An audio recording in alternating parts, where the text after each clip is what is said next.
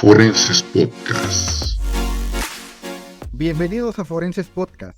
En esta ocasión está con nosotros un abogado y maestro en Derecho Constitucional, que no solo es un destacado abogado, sino también un docente certificado por la Secretaría Técnica del Consejo de Coordinación para la implementación del Sistema de Justicia Penal, SETEC, en el tema de reinserción social en el sistema penal acusatorio. Es un ponente experimentado y ha hablado en diversas instituciones sobre temas relacionados con los derechos de los niños, niñas y adolescentes. Además, ha sido articulista y docente en varias universidades. Estamos ansiosos por escuchar sus reflexiones y aprendizajes en este importante tema. Así que sin más preámbulos, damos la bienvenida al Dr. Julio César Lávida Díaz. Buenas tardes, buenos días.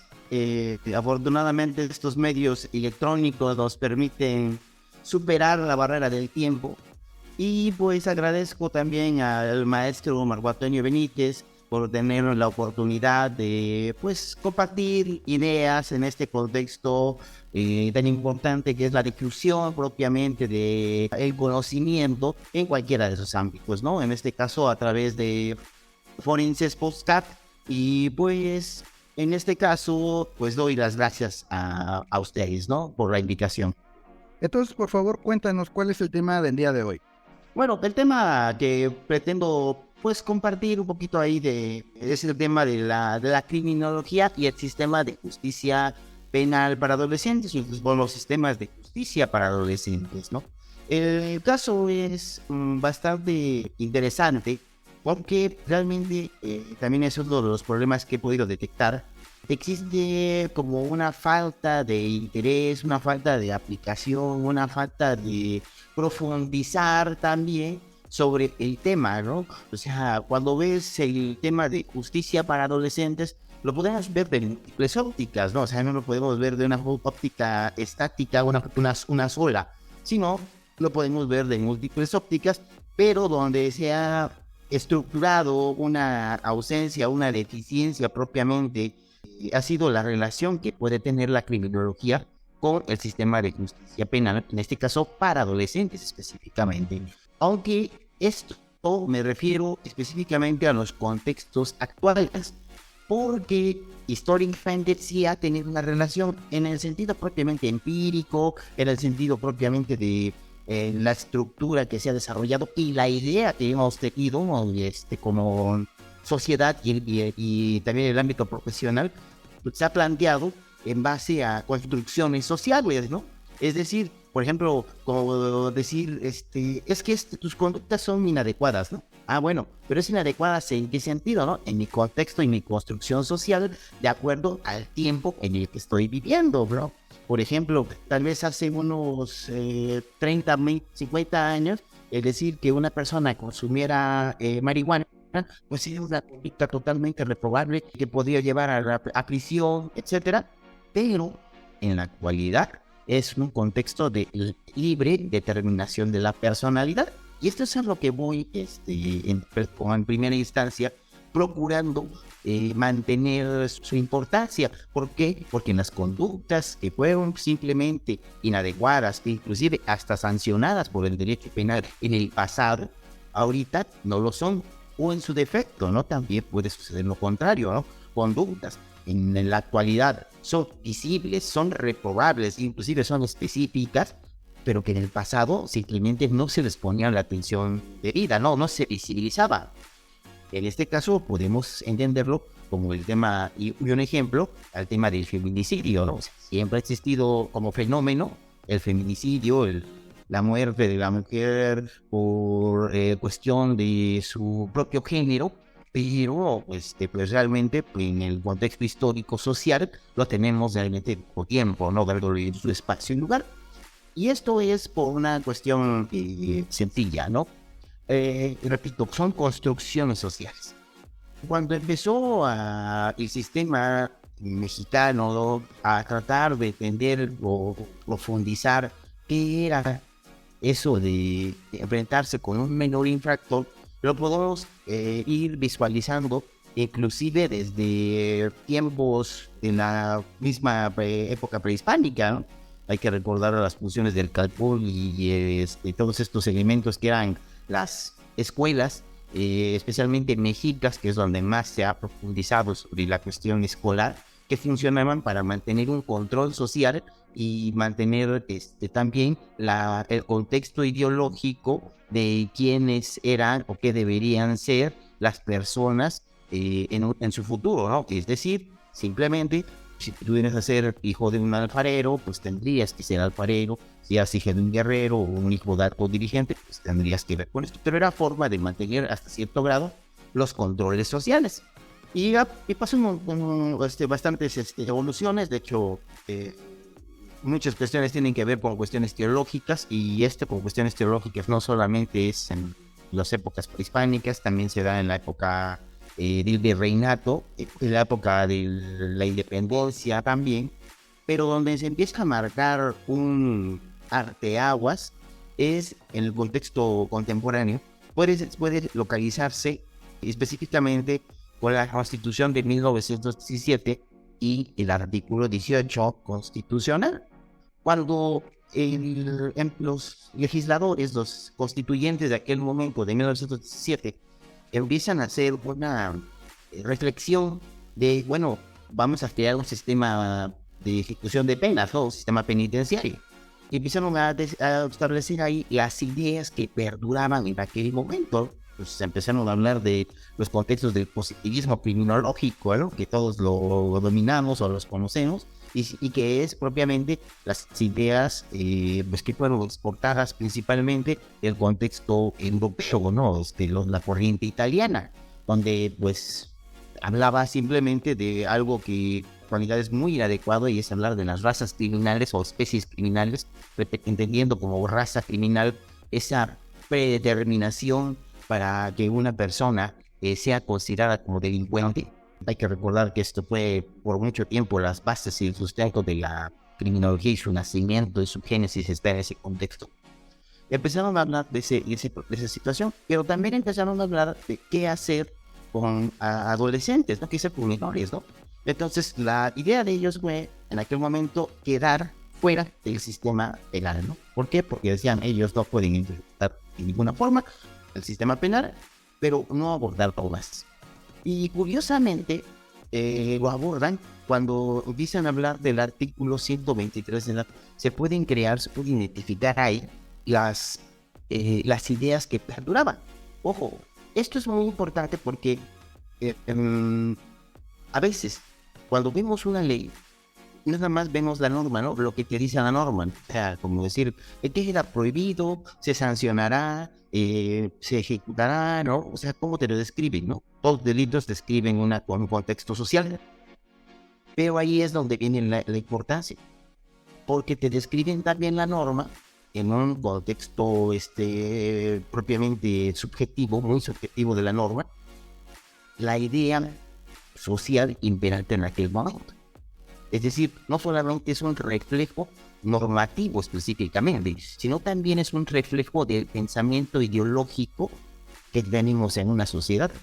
Por ejemplo, actualmente muchas legislaciones penales a nivel nacional tienen el tema del maltrato animal, cuando esto era un tema impensable hace unos 40, 50 años.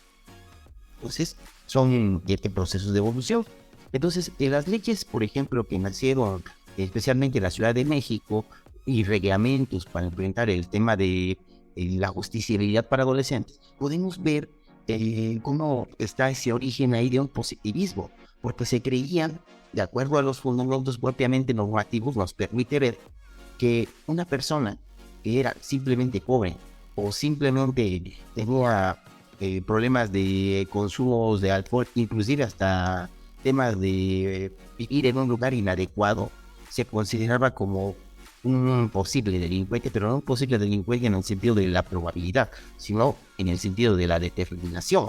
Esto es muy importante porque cuando vemos cómo se empieza a entrelazar esto por el paso del tiempo, vamos a encontrar y tenemos identificando que existe un fenómeno que está reflejado en los anales del Archivo General de la Nación, donde cuando se localizan, por ejemplo, a una pareja de adolescentes, 17 años, que quieren formalizar su relación y no le parecía a la mamá tenía las posibilidades de ir ante una institución, se denominó una institución correccional, que fueron tribunales para menores y después fueron los consejos de tutela, para llevar a estas personas ante un sistema de justicia administrativo, pero al final y al cabo privaban de libertad y les otorgaban un tratamiento. De hecho, la idea de observación y que perduró en los sistemas penales por mucho tiempo, también se ven aquí, ¿no? Hay periodos de observación.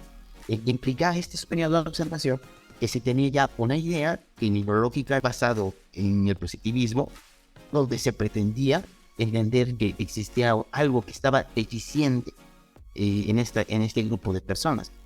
Pero eso es, digamos, en el contexto actual, algo totalmente inadecuado, ¿no? Es decir, un ejercicio de la sexualidad, un ejercicio inclusive de querer formar una familia, de querer formar otro núcleo social, pues se veía inadecuado. Y empezaron a haber también cuestiones, vienen en los archivos generales de la Nación, para tal efecto, si lo quieren ver de manera física en el contexto de una investigación, el libro de la doctora Elena Saola, que se llama así, Institución Correccional en México, una mirada extraviada, donde todo esto te lo puede evidenciar, ¿no? En un caso que me llamó mucho la atención de un adolescente que se pierde en la Ciudad de México, lo detiene la policía penal de aquel momento y lo lleva ante el juez de menores, ¿no? Y después de menores, al ver el caso, dice, pues efectivamente, ¿no? El joven dice la verdad, está perdido, está extraviado. Se pudo haber creído que por sus harapos que tenía estaba en vagancia y malvivencia, pero no. Así, pero de todas maneras, como la institución tenía la obligación de proteger, lo metían o lo recluían en el centro de internamiento para menores infractores de aquel momento. Es decir, podían estar en su conjunto adolescentes que sí habían cometido delitos y adolescentes, por este caso, que necesitaban asistencia social. Ahora, estos modelos tuvieron en algún momento que cambiar, como todos los modelos, ¿no? Todos los modelos tienen, de cualquier ámbito, tienen su expansión, tienen sus cúspide y tienen su declive y tienen que ser sustituidos. Cuando este modelo se empieza a agotar, empiezan a salir nuevos posicionamientos, especialmente en el contexto norteamericano, y empiezan también a ser exportados poco a poco a través de congresos, a través de ponencias, y en este caso también sí tiene que ver ya con confluye, que converge con un tema muy importante que ahorita la criminología también la tiene que ver, la tiene que esquematizar, es el tema de los derechos humanos. O sea, no puede haber criminología sin derechos humanos, porque es una relación simbiótica y forzosa, ¿no? Porque si existiera esto, pues, se desnaturalizaría, ¿no? Sería una ciencia desnaturalizada. Entonces, empiezan a haber estas inquietudes de cambio. O sea, cómo tener un sistema de justicia que respete derechos humanos de personas en contexto de desarrollo pero que también fuera efectivo. Y al final, claro, todo sistema de justicia es una política pública. La política pública que tiene que ser efectiva porque pretende resolver un problema social. O sea, no puede existir algo que no pretenda esta particularidad. Y entonces, en el caso mexicano, cerca del año 2005, de hecho en ese año, finales, se empiezan a plantear la necesidad de cambios a los sistemas de justicia penal para adolescentes. Entonces, decir, ahora no van a ser infracciones como eran antes y vamos a revolver todos, sino simplemente delitos. Pasó una particularidad en ese sentido. Todos los sistemas de justicia de aquel momento tenían una particularidad, eran pues muy heterogéneos, otros eran muy diferentes, ¿no? Y esto lo que provocó es que fueran pues totalmente diversos, ¿no? Había estados donde sancionaban, por ejemplo, ciertos tipos de delitos hasta por 17 años, si no me acuerdo, 11 años, y otros por el mismo delito, unos 2 o 3 años, ¿no? Entonces provocó, y junto con otros elementos, que se cambiara un sistema nacional. Ahorita tenemos un sistema nacional de justicia bajo una sola ley, y aquí viene una cuestión bastante importante. A diferencia del sistema para adultos, en el sistema de justicia para adolescentes, en la parte de ejecución de sanciones, de medidas sancionadoras, sí establece forzosamente que en los centros de internamiento para adolescentes tienen que tener un área de criminología, a diferencia del de adultos. En adultos sí tiene que ser forzosamente una buena estructura mínima, pero no contempla la de criminología forzosa. En cambio, en el sistema para adolescentes sí lo establecen. Forzosamente dice que tiene que haber un área de criminología. Ahora, esto creo que es un verdadero reto. ¿Por qué? Porque trabajar bajo un sistema donde tiene propias reglas, el sistema integral de justicia para adolescentes en la ejecución penal, donde no puedes generar etiquetas, donde tienes que trabajar con elementos de poco tiempo, ¿no? El sistema tiene esa característica de poco tiempo, bastante revisable, etcétera. Pues ahí está un ámbito de oportunidad para la criminología. Hay que recordar que la criminología también tiene que evolucionar. No se puede quedar en el pasado y seguir con las ideas de hace 40, 50 años. Tiene que continuar con nuevos aspectos. Y creo que aquí la dirección sociológica tiene una de las grandes respuestas o puede aportar a este contexto. Porque al fin y al cabo, hay que recordar que las conductas antisociales son un producto social en sí.